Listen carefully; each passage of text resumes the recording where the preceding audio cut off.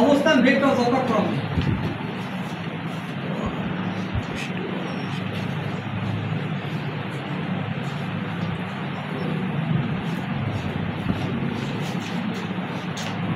College করে আসলি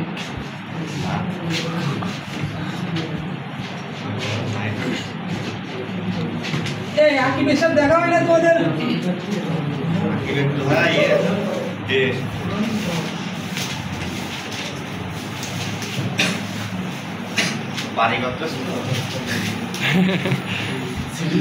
ও engineer আছে তো এরা বলতে রোগের কাজ করে যিনি করতে না কি করে সব কাজ না রোগের কাজ করতে তো তুমি মুরগি বলো ছাগল অলরাউন্ডার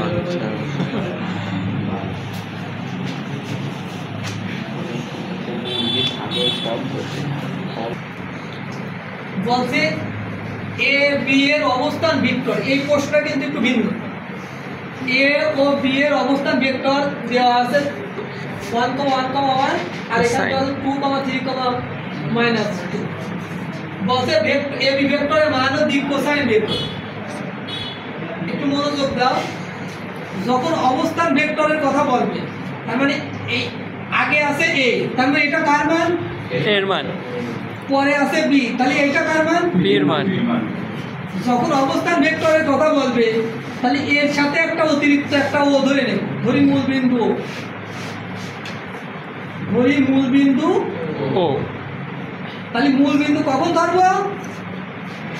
অবস্থান ভেক্টর বলবে। তাহলে এই ওটা এটা হলো এর মান, তাহলে এর সাথে ও নিল ও এ আর বির সাথে ও নিল ও বি। তাহলে ও এর মান আমরা জানি আর ও বির মান আমরা জানি, তাই না? হ্যাঁ। এখন কথা হলো প্রথমটার সাথে আই গুণ করবে, দ্বিতীয়টার সাথে যে, তৃতীয়টার সাথে কে গুণ। অবস্থান ভেক্টরের সময় আই জে কে গুণ করতে হয়। তাহলে 1 এর সাথে আই গুণ করলে আই, জে এর সাথে 1 এর সাথে জে গুণ করলে জে, 1 এর সাথে কে গুণ করলে কে। সবগুলো আই জে কে গুণ করার পর আবার যোগ করে দেব। ঠিক 2 এর সাথে আই, 3 এর সাথে জে, -2 এর সাথে কে, 2i + 3j - 2k। এখন কথা হলো তাহলে অবস্থান ভেক্টরটা আমরা বের করা শিখে গেলাম। এখন ওরা বলেছে এ বি ভেক্টরের মান বের করো। ঠিক আছে, এ বি ভেক্টর। তাহলে এ আগে আছে না? যে আগে থাকে সে যায় পরে, আর যে পরে থাকে সে আসে আগে।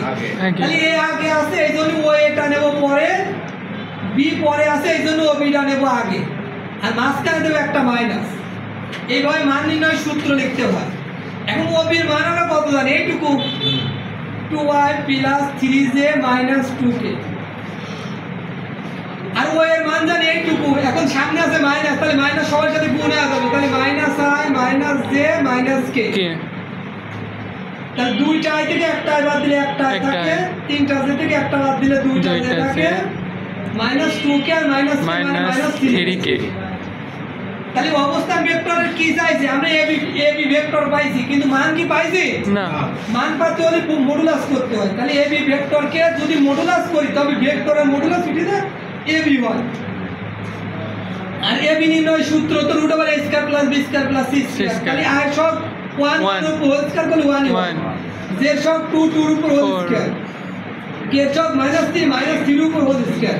এখানে একটা হোল স্কয়ার দিয়ে দিই, না হলে দেখতে কেমন দেখা যাচ্ছে। তাহলে এখানে 1, এখানে 4 আর এখানে 3 3 9, তাহলে যোগ করলে কত আসছে? 13 আসছে। তাহলে এ বি ভেক্টরের মান পেলাম √13। এখন কথা হলো ওরা বলছে দিক কোসাইন নির্ণয় করতে। কি বের করতে বলছে? দিক কোসাইন 14 হয় তো ভাই। আচ্ছা, দিক কোসাইন, তাহলে দিক কোসাইন বের করব। এখন কথা হলো এই যে এ বি ভেক্টর সমান এটা পাই নাই, আর মান সমান পাইছে এটা। এখন কথা হলো এই আই সব কিছু নাই মানে কত আছে 1, তাহলে 1 কে √14 দ্বারা ভাগ করব। যে সব 2 পাইছে, 2 কে √14 দ্বারা ভাগ করব।